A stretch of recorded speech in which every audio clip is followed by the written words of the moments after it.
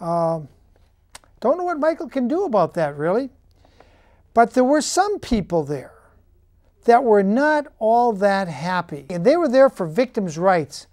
So listen carefully, because the crowd tries to drown them out. Here we go to that clip.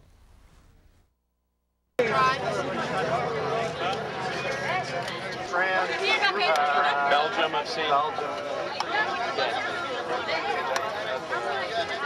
BJ, have you heard the thing? Oh, yeah. Okay, thanks. Excuse me.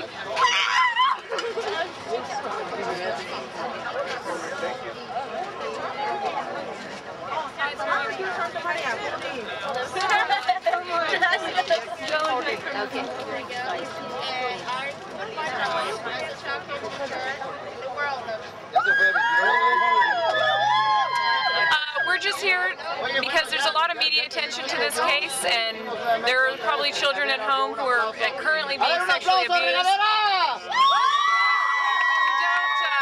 You know, they may watch this on television and think that if they come forward, no one will believe them. We just want them to know that, you know, when they come forward, they will be believed. Someone will be believing them. Is that why you're here too? No, I was a victim, and I'm here to show support for the victim. This victim needs to know he's not alone, that there are people who do support him and believe what he's saying. So you believe Michael is guilty of doing something? I don't. That's up to the jury to decide. Thank you. And do I have your permission to put this on television? Absolutely. And your name is? Diane Horn. And your name is? Sophia Holland. Sophia Holland. Okay. Thank you. Well, there you had the young lady trying to talk about victims' rights. I don't know if you could hear her, but we have her here with us today. Welcome to On Second Thought. Hi. Thanks for having me. Well, I'm glad to have you. Your name is? Sophia Holland. Sophia Holland. Sophia, you were kind of outnumbered by the fans and the media there, but you were there to represent who? The victim and all victims of sexual abuse. Okay.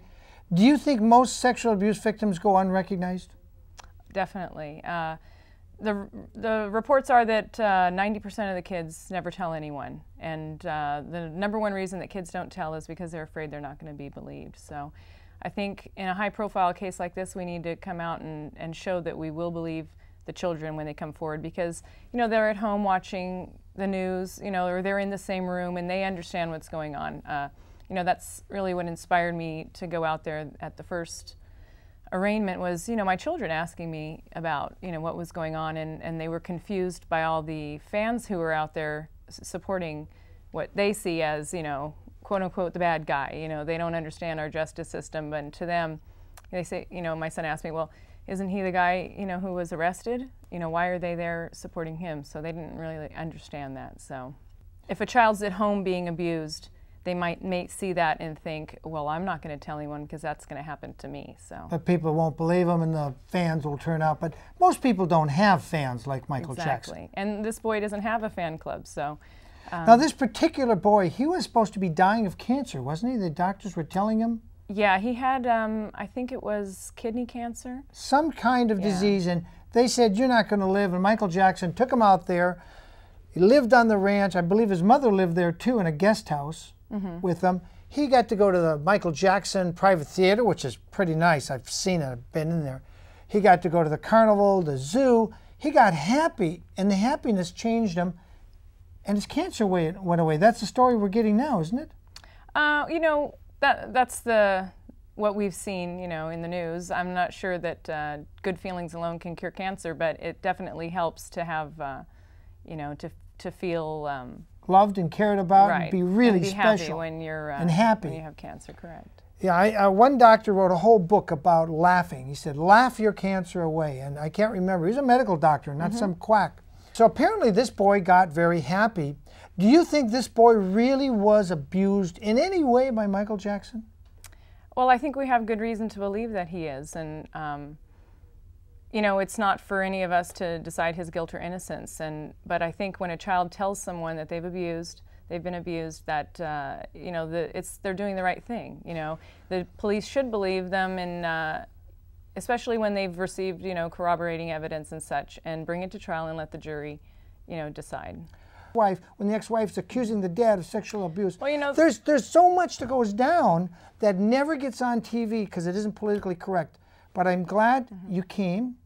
I'm glad you had a chance to get your voice out. And I would like to have that other lady back on, privateparts.com, and give her a chance. Thank you so much for being with us. I just also want to tell you that might interest you. You know, you might be familiar with PAS, parental alienation syndrome, which is something. Okay, are you familiar with that? I'm a victim of parental alienation. I have 2 kids that are being alienated from me. Well, it's a school of thought in psychology about. Anyway, the expert on this, his name was Dr. Gardner, and he spent a lot of time, like you just say, in divorce disputes and children who, you know, they feel like it's to get back at the father, etc. Well, he actually was the doctor who interviewed the first boy from 1993, and he found the boy to be credible. So you're talking about a guy who is the expert in not believing children correctly. Parental alienation syndrome. Correct. So he was, you know, pretty much the expert in but is he an expert in child abuse? Is he an expert in child abuse, sexual abuse, like in this case? Because parental alienation is when one parent carefully manipulates to turn the child against the other parent. Yeah, he was actually the founder of the school of thought of PAS. So if anyone was going to, you know, doubt a child, it would be him. And he actually interviewed or had a psychiatric interview with the first accuser. That's good. I thought that would interest you. Ms. Klum, let's get him on the show. About that. Well, unfortunately, he died. He committed suicide.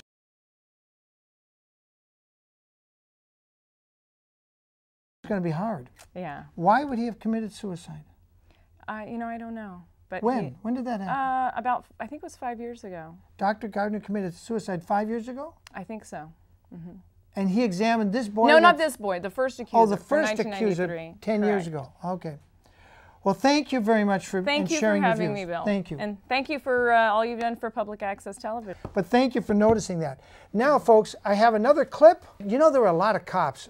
If those 5 Korean young ladies were here to do something bad to the motorists, I tell you what, the Santa Maria police were there to protect you from those 5 pretty Koreans, girls all in white. You're messing my hair up. Oh, sorry. Okay, these are my friends, Isaac and Cesar. They're at the radio station now.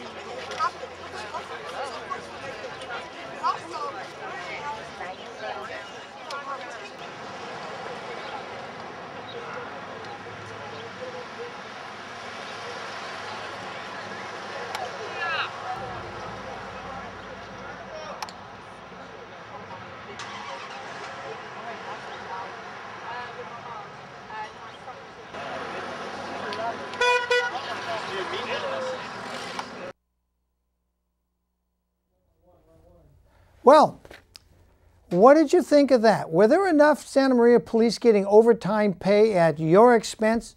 Did you notice that none of those fans stormed the barricades to keep, gee, who are they going to keep away? Those 5 pretty Korean gals? I'm not sure. But I'm sure a lot of good police made overtime, and I'm sure the city of Santa Maria made lots of money on renting those spaces, those parking spaces.